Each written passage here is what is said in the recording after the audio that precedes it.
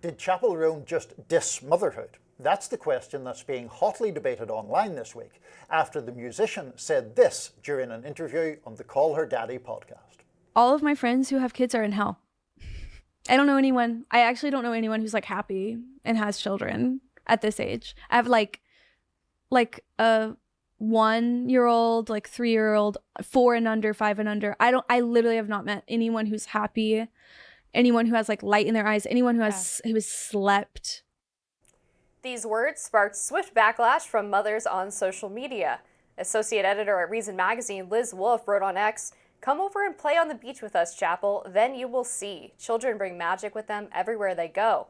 They invite you back into the wide and wild world of play, one adults try so hard to escape and forget about at their own peril." And conservative-leaning magazine Evie, which we talked about last week, posted, "No, Chappell, motherhood isn't hell." But it's also brought the politics of motherhood to the forefront of the conversation. Singer Maren Morris weighed in on her experiences as a mom. So many women leave this industry because they wanted to have a family and there was no way to tour and also have a kid.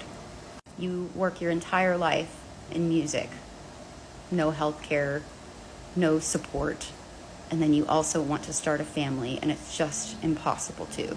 So I think the bigger conversation should maybe be about like why this country makes people feel like this at all. Mothers are just so unsupported in this country, and I'm not talking about Chappell, I'm talking about this country does not support mothers. It doesn't support children. It doesn't support children once they're out of the womb. We don't have health care, we don't have childcare. Podcast host Recho Omonde also chimed in with her thoughts. The people who have made me the most scared to become a mother are mothers. And I'm afraid that what Chappell said is all I see. Unfortunately, I related to exactly what Chappell said. Like, I see so many women who are like, this is miserable. And maybe they don't want to say that. What I see more is this overcompensation of like, I am not just a stay-at-home mom, I work. It's kind of like how Nepo babies are like, I am not a Nepo baby, I work hard. It's like, no one's saying you don't work hard. That's not what stay-at-home mom means. It just means that you don't work in the workplace, that you work out of the home. I feel like attacked sometimes by people trying to prove to me that like, I am not an idiot, I work. And I'm like, okay, great. And that's the only reason why I think people are responding to this, like, you know, these crash outs is like, because why do you care? If you're not who she's referring to, why do you care? So huge topic there, Amber. I think as the man on this panel, I should not go first. What do you make of that, or what stood out to you about this debate? Well, I saw a lot of friends of mine who have children quite incensed by this, not because they were taking it so personally, but because they felt that it provided a really harmful message to young women who want to have children, that they're going to be miserable if they do. And they've pointed out that's actually the opposite of what happened to me. When I had my kids, I became happier than ever because I had this newfound purpose in my life, and I was able to share this joy with my husband, with my kids, of bringing new life into the world and getting to raise them and see how they grow as people. And just a smattering of online comments that I thought were instructive from some anonymous accounts who talk about motherhood and child rearing quite a lot.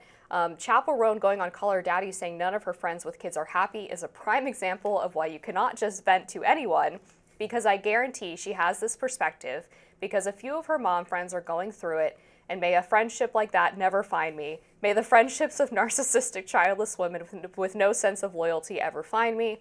And then another person who said they love Chappell Roan said this comment reinforces the stigma that if you complain about motherhood, you must hate your life and your kids.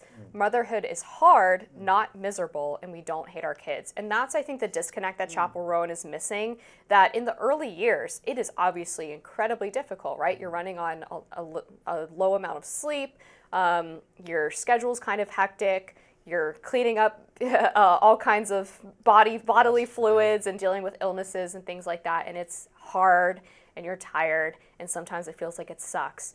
But underneath all of that is, again, the joy, the purpose, the fulfillment that you get from having kids. And there are studies that consistently show that in the early years of a child's life, in the first 1 to 5 years, for example, women's happiness diminishes slightly and then increases significantly as the kids get older. Sure.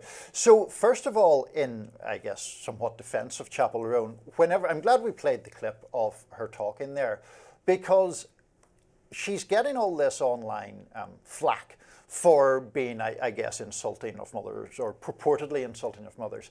And I didn't really take her tone to be that. I thought, to your point, that her tone was more about the difficulties of it. I think she mentioned about her friends lacking sleep and so on and so forth.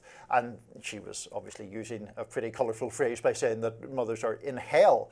But I didn't think that she was really like slamming or condemning mothers. I took it to be that firstly she was underscoring the difficulty that many of her friends are facing. But I also sort of thought that she was speaking up for a choice not to have children, which is obviously as valid as any other choice and doesn't, diminish anybody if they come to that opinion.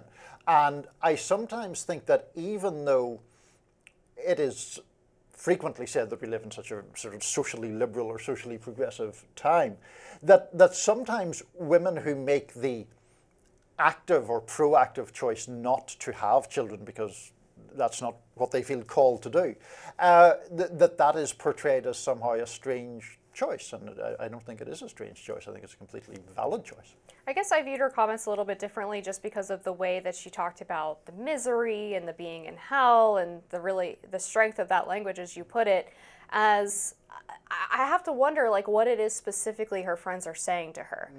Are they saying, I'm so tired, this is so hard? Or are they really saying I regret having kids and I wish I had never done it? Because those are two really vastly different things. Yeah. And conflating those into this one bucket of, well, I don't know anybody who has kids who's happy, quote, happy, is the problem where if you have young women who are grappling with the decision or who do want to have kids, see that and go, oh my goodness, is that my life if I have a child? That's horrifying. Yeah,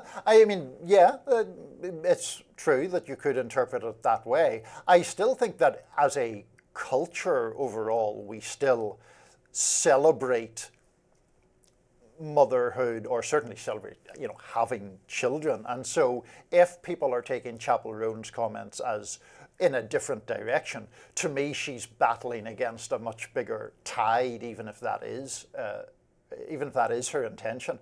And it's interesting talking about this. In the newspaper business, it's quite rare for articles to stick in your mind over years, but years and years ago, I remember reading a piece in The Guardian from a woman who had had children and they were now grown, and she said that she regretted having children. Not that she didn't love her kids, or not that anything had gone massively wrong with her kids, but that she had felt that motherhood had stopped her, restricted her, changed her choices in ways that she ultimately didn't think was right for her life.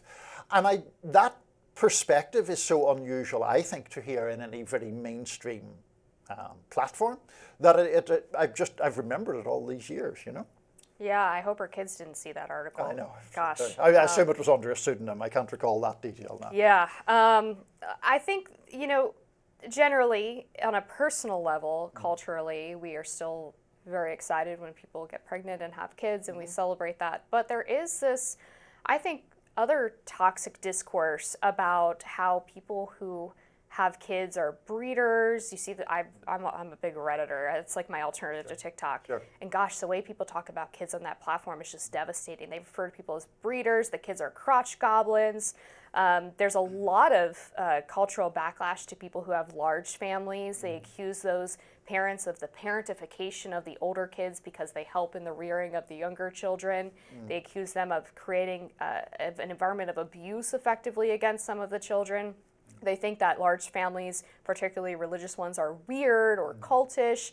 And that kind of discourse is, I think, really, really despicable and disgusting. I have so many close friends of mine who grew up in large families who are so much better for it and experienced really joyous childhoods and are still so close with all of their siblings.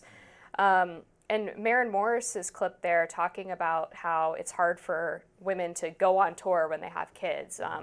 and how the answer is that basically we have to give everyone like free childcare.